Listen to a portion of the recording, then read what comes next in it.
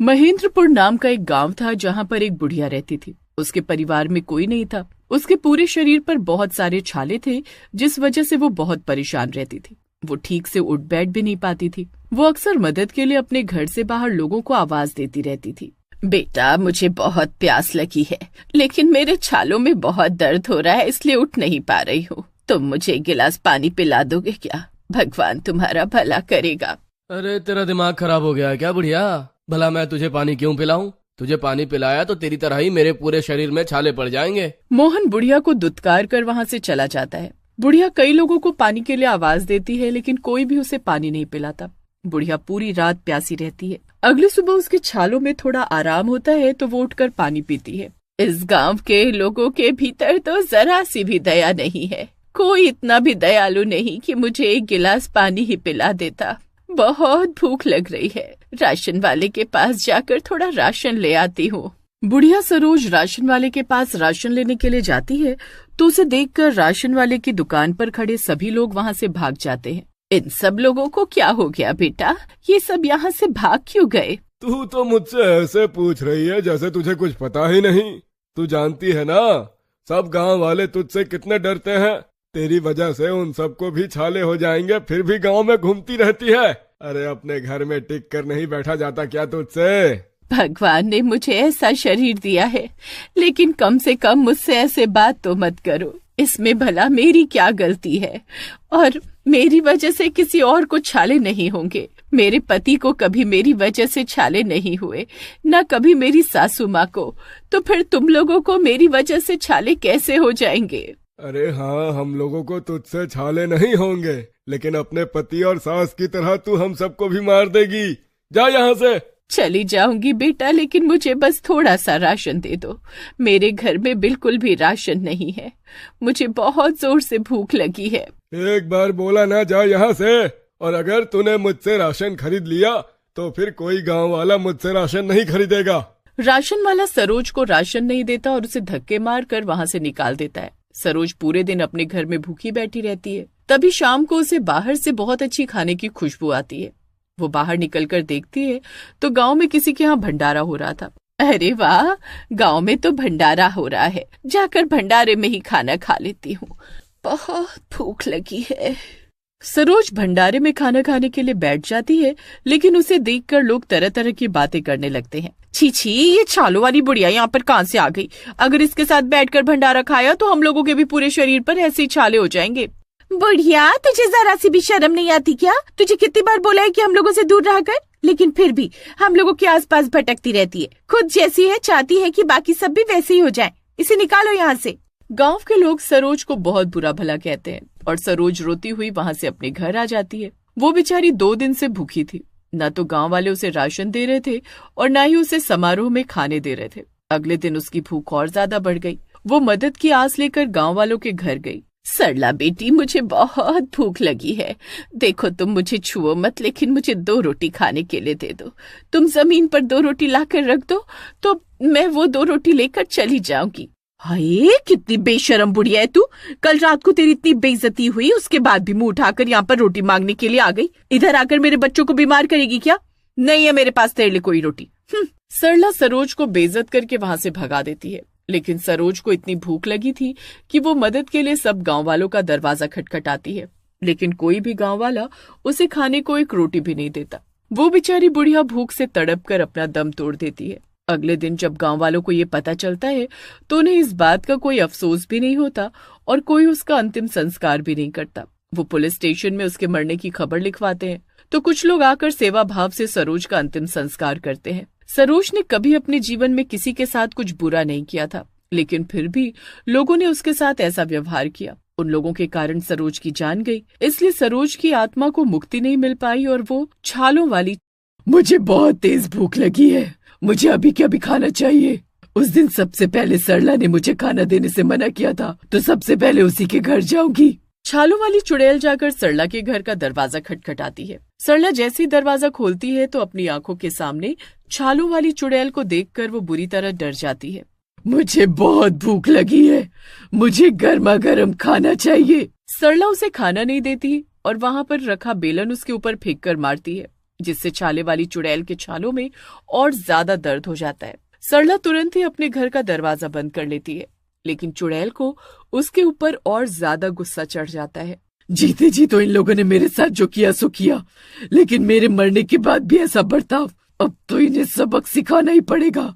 अगले दिन सरला जब सोकर उठती है तो उसके पूरे शरीर पर भी सरोज की तरह छाले पड़ चुके थे। वो गांव की औरतों को रात के बारे में बताती है तो गांव की औरतें उससे दूर हो जाती हैं। देखो सरला बहन, तुम्हारे साथ जो भी हुआ, लेकिन अब हमसे तुम दूर रहा करो। अगर तुम हमारे पास भी आई तो तुम्हारी तरह हमारे शरीर पर भी छाले हो जाएंगे। जिस तरह सब लोग सरोज के साथ बर्ताव करते थे, अब सरला के साथ भी वैसा ही बर्ताव करने लगते हैं। रात को छालों वाली चुड़ैल फिर से खाना मांगने के लिए निकलती है और आज वो सरिता का दरवाजा खटखटाती है, लेकिन सरिता दरवाजा नहीं खोलती। मैं जानती हूँ कि बाहर वही छालों वाली चुड़ैल है और अगर मैंने दरवाजा खोला तो वो मुझे भी सरला की तरह बना देगी। मैं दरवाजा खोलूंगी ही नहीं। सरला दरवाजा नहीं खोलती, लेकिन अगले दिन उसका शरीर भी छालों से पूरी तरह भर जाता है। वो खुद को आईने में देखकर बहुत रोती है। मैंने तो दरवाजा भी नहीं खोला था, लेकिन फिर भी मेरे शरीर पर छाले पड़ गए। सरिता गांव वालों के सामने जाती है तो गांव वाले उससे भी घिन करने लगते हैं। धीरे धीरे हर रोज छालों वाली चुड़ैल सबका दरवाजा खटखटाती है और चाहे उसके खटखटाने पे कोई दरवाजा खोले या ना खोले, अगले दिन उसका पूरा शरीर छालों से भरा होता था। गांव के आधे से ज्यादा लोग इस चीज से ग्रस्त हो चुके थे और इसका कोई निवारण ढूंढ रहे थे। हमें इसका कोई ना कोई निवारण तो ढूंढना ही पड़ेगा ना। अगर हम एक दूसरे से घृणा करते रहेंगे तो अभी आधे गांव को छालों वाली चुड़ैल ने अपना शिकार बनाया है, वैसे ही पूरे गांव को भी बना लेगी। मेरे पति एक तांत्रिक बाबा के पास गए, उनके बारे में बहुत सुना है हमने, शायद वो हमारी कुछ मदद कर सके। गांव में तांत्रिक बाबा आते हैं। वो बहुत ही पहुंचे हुए सिद्ध तांत्रिक थे। वो शाम के समय गांव में एक जगह यज्ञ कुंड बनाते हैं और अपने मंत्रों की शक्ति से छालों वाली चुड़ैल को वहां पर बुलाने की कोशिश करते हैं। तभी थोड़ी देर बाद छालों वाली चुड़ैल वहां पर प्रकट हो जाती है। तो क्यों इन गांव वालों को परेशान कर रही है? आधे से ज्यादा गांव वालों को तूने छालों की बीमारी से ग्रस्त कर दिया है। आखिर तू क्यों इन सब लोगों के साथ ऐसा कर रही है? चली जा यहाँ से। इन लोगों ने भी मेरे साथ बहुत बुरा किया था। मुझे छालों की बीमारी थी तो इन लोगों ने गांव में मेरा राशन बंद कर दिया। मदद के लिए किसी के घर पर रोटी मांगने गई तो किसी ने मुझे रोटी भी नहीं दी। भूख से तड़प तड़प कर मेरी मौत हो गई और इन लोगों ने तो मेरा अंतिम संस्कार भी नहीं किया। तो आप ही बताइए तांत्रिक बाबा, मैं कैसे इन लोगों को माफ कर दूं? छालों वाली चुड़ैल की सच्चाई सुनकर तांत्रिक बाबा को भी गांव वालों पर बहुत गुस्सा आता है और वो गांव वालों की मदद करने से साफ इनकार कर देते हैं। ऐसा मत कहिए बाबा, अगर आप भी हमारी मदद नहीं करेंगे तो कौन हमारी मदद करेगा? हम लोगों से बहुत बड़ी गलती हो गई, लेकिन हम अपनी गलती सुधारना चाहते हैं। सब गांव वाले तांत्रिक बाबा के पैरों में गिर जाते हैं तो तांत्रिक बाबा कहते हैं, तुमने इसके साथ बहुत बुरा किया, तो अब माफी भी इससे ही मांगो। अगर ये तुम्हें माफ कर देगी तो तुम सब ठीक हो जाओगे। इसके अलावा तुम्हारे पास दूसरा कोई चारा नहीं। इतना बोलकर तांत्रिक बाबा वहां से चले जाते हैं और सब गांव वाले छालों वाली चुड़ैल के पैरों में गिर जाते हैं। वो उससे बहुत माफी मांगते हैं तो वो कहती है कि तुम लोग मेरे जैसे लोगों की सेवा करो। जब तुम उनकी सेवा करोगे तो अपने आप ठीक हो जाओगे। इतना कहकर छालों वाली चुड़ैल वहां से गायब हो जाती है और गांव वाले ऐसी पीड़ा से ग्रस्त लोगों की सेवा करने लगते हैं और धीरे धीरे वो सभी पहले की तरह हो जाते हैं। लेकिन उन्हें इससे एक बड़ी सीख मिली थी कि कभी भी किसी पीड़ित व्यक्ति के साथ ऐसा व्यवहार नहीं करना चाहिए। क्या पता कल को हमारे साथ भी कुछ ऐसा हो जाए, क्योंकि जैसा हम दूसरों के साथ करते हैं वैसा हमारे पास जरूर लौट कर आता है। रामदास अपनी पत्नी सावित्री और बेटे गोपाल के साथ गांव के किनारे बसे एक छोटे से घर में रहता था। रामदास बहुत मेहनती किसान था और उसका पूरा दिन खेत में काम करते हुए बीतता था। सावित्री घर संभालती, गोपाल का ख्याल रखती और खेती के छोटे मोटे कामों में भी मदद करती थी। सब कुछ ठीक चल रहा था, लेकिन एक दिन रामदास को अपने खेत में हल चलाते समय अचानक कुछ कठोर महसूस हुआ। पहले उसने सोचा कि शायद कोई पत्थर है, लेकिन जब उसने मिट्टी हटाई तो उसे एक प्राचीन मूर्ति मिली। मूर्ति धूल धूसरित थी, पर उसकी बनावट कुछ अनोखी थी। अरे ये क्या है? लगता है कोई पुरानी मूर्ति है, पर कैसी अजीब है। क्या लायो जी, ये कैसी मूर्ति है? रामदास ने मुस्कुराते हुए मूर्ति उसकी ओर बढ़ाई। मुझे नहीं पता, पर इसे खेत में हल जोतते समय मिला है। लगता है कोई पुरानी देवी देवता की मूर्ति होगी। इसे घर में रख लेते हैं, शायद हमारे लिए शुभ हो। सावित्री कुछ झिझक रही थी, लेकिन रामदास की बातों पर ज्यादा ध्यान ना देते हुए उसने मूर्ति को घर लाने दिया। लेकिन ये उनकी जिंदगी की एक नई दिशा की शुरुआत थी जो वे अभी नहीं समझ सके थे। मूर्ति को घर में लाने के बाद कुछ ही दिनों में अजीब घटनाएं शुरू हो गई। पहली रात से ही रामदास और सावित्री ने महसूस किया कि घर में कुछ अलग हो रहा है। हवा में एक अजीब सी ठंडक आ गई थी जो कभी भी पहले महसूस नहीं हुई थी। सावित्री ने ये बातें रामदास से कई बार कही, लेकिन वो इसे नजरअंदाज करता रहा। एक दिन उनका बेटा गोपाल अचानक बीमार पड़ गया। उसी दिन रामदास ने खेतों में काम करते वक्त देखा कि उसकी फसलें सूखने लगी हैं। देखिए, मैंने कहा था ना उस मूर्ति को घर में मत लाओ, उसी के बाद से ये सब हो रहा है। गोपाल भी बीमार है और फसलें भी बर्बाद हो रही हैं। इस मूर्ति को तुरंत घर से बाहर फेंक दो। फालतू बातें मत किया करो, ये सब संयोग है। मूर्ति तो भगवान की है, इसमें कुछ गलत नहीं हो सकता। लेकिन सावित्री का मन और ज्यादा बेचैन होता जा रहा था। रामदास और सावित्री दोनों अपने कमरे में सोने की कोशिश कर रहे थे, लेकिन सावित्री के दिल में डर बैठा था। अचानक आधी रात के समय एक जोर की आवाज आई। रामदास जाग गए और तुरंत उठकर कमरे से बाहर आया। उसने देखा कि गोपाल के कमरे में दीवारों से अजीब सी आवाजें आ रही थी। रामदास कमरे में गया तो देखा कि गोपाल बिस्तर पर बेसुध पड़ा था। सावित्री, सावित्री जल्दी उठो, गोपाल की तबीयत बहुत खराब हो गई है। हे भगवान, ये सब उसी मूर्ति की वजह से हो रहा है। मैंने कहा था इसे घर में मत लाओ। अब तुम फिर से वही बात लेकर बैठ गई हो। ये मूर्ति क्या कर सकती है? घर के भीतर हवा और भी भारी लगने लगी थी। रामदास और सावित्री दोनों ही गोपाल की बिगड़ती हालत देखकर बुरी तरह से घबरा गए थे। तभी अचानक पूरे घर की बत्तियां झपकने लगी और एक भयानक ठंडी हवा पूरे कमरे में फैल गई। तभी रामदास को एक धुंधली परछाई दिखाई दी जो धीरे धीरे उनके सामने आकार लेने लगी। वो परछाई धीरे धीरे एक भयानक पिशाच में बदल गई। तूने मुझे जगाया है, अब तुझे और तेरे परिवार को मेरे श्राप का सामना करना पड़ेगा। मुझे माफ कर दो, अब मुझे नहीं पता था कि तुम उस मूर्ति में हो। मैंने गलती की, पर अब मैं क्या करूं? अब बहुत देर हो चुकी है। मैं तुम्हारी आत्मा और तुम्हारे परिवार की खुशियों को निगल जाऊंगा। कोई नहीं बचा सकता तुम्हें। रामदास और सावित्री की हालत अब और भी खराब हो गई थी। रामदास ने अब और देर न करते हुए तुरंत पंडित जी को बुलाने का फैसला किया। पंडित जी बचाइए, हमारे घर में कोई बुरी शक्ति है। गोपाल की हालत बिगड़ती जा रही है। वो मूर्ति पिशाच की है।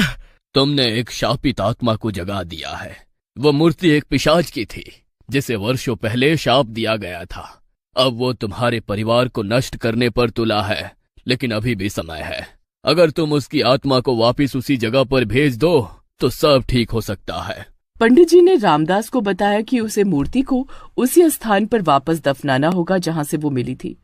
रामदास ने पंडित जी से मंत्र सीखा और जल्द से जल्द घर लौटने की तैयारी की और रात होते ही मूर्ति को वापस उसी स्थान पर दफनाने की तैयारी करने लगा। समय बहुत कम था और रामदास को जल्दी ही ये काम करना था। रामदास, मुझे बहुत डर लग रहा है कि ये सही होगा। अगर कुछ गलत हो गया तो? हमारे पास कोई और चारा नहीं है सावित्री। अगर हम ये नहीं करेंगे तो वो पिशाच हमारे पूरे परिवार को बर्बाद कर देगा। और मूर्ति को लेकर उस स्थान की ओर चल पड़ा जहां से उसने उसे खोजा था। जंगल में घुसते ही ठंडी हवाएं और भी तीव्र हो गई।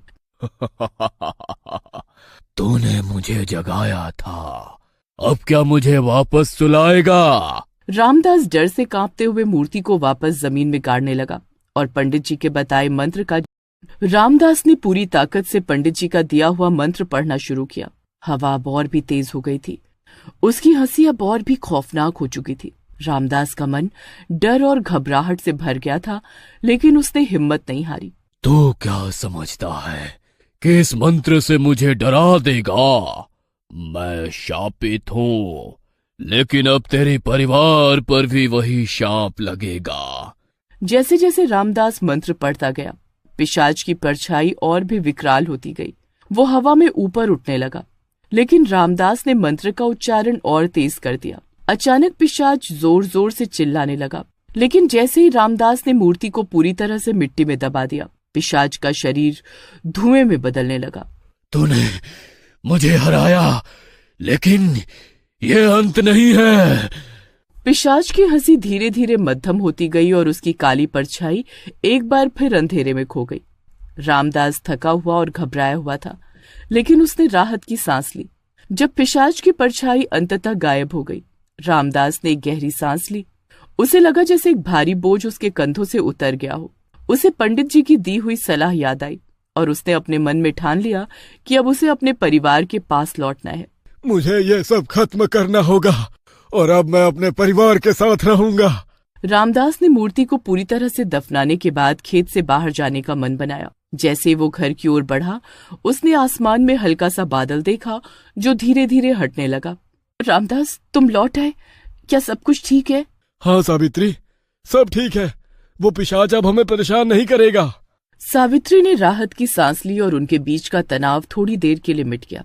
कुछ दिन बीत गए और रामदास का परिवार फिर से सामान्य जीवन जीने लगा। खेतों में काम करते समय रामदास ने पहले की तुलना में ज्यादा मेहनत की। रामदास, देखो फसल कितनी अच्छी हो रही है। लगता है भगवान ने हमारी मेहनत का फल दिया है। हाँ सावित्री, अब हम सब एकजुट हैं। हमें उस मूर्ति से जो भी सीख मिली वो हमारे लिए अमूल्य है। लेकिन एक दिन अचानक गांव में अफरा तफरी मच गई।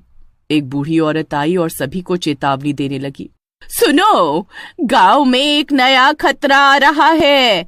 एक और पिशाच लौट आया है और वो रामदास के परिवार का पीछा कर रहा है। क्या? मैंने तो सोचा था कि अब हम सुरक्षित हैं। पूरे गांव में भय और आशंका फैल गई। रामदास को एक बार फिर अपनी बुद्धिमानी और साहस का परिचय देना था। रामदास और सावित्री ने इस बात को गंभीरता से लिया। सावित्री, हमें पंडित जी से सलाह लेनी चाहिए। वही हमें इस स्थिति का सामना करने के लिए सही मार्गदर्शन देंगे। हाँ, हमें तुरंत पंडित जी के पास जाना चाहिए। हमें ये सुनिश्चित करना होगा कि हमारा परिवार सुरक्षित रहे। उन्होंने तुरंत पंडित जी के पास जाने का निर्णय लिया। रामदास ने अपने गांव के दोस्तों को इकट्ठा किया और उन्हें पिशाच के बारे में बताया। हमें एकजुट होकर इस समस्या का सामना करना होगा। अगर हम सब एक साथ रहेंगे तो हम पिशाच को हराने में सफल होंगे। हम तुम्हारे साथ हैं रामदास। गांव के सभी लोग रामदास के साथ पंडित जी के पास पहुंचे। पंडित जी ने सभी की चिंताओं को सुना और उन्हें इस खतरे से निपटने का उपाय बताया। पंडित जी ने रामदास और गांव वालों को एकत्र किया और उन्हें बताया कि उन्हें रात में एक विशेष यज्ञ करना होगा। हमें विशेष सामग्री इकट्ठा करनी होगी। हम सब मिलकर इसे करेंगे। पंडित जी, हम किसी भी कीमत पर अपने परिवार की रक्षा करेंगे। हर कोई उत्साह से भरा हुआ था। जैसे ही रात का अंधेरा बढ़ा, गांव के लोग यज्ञ स्थल पर एकत्र होने लगे और यज्ञ आरंभ कर दिया।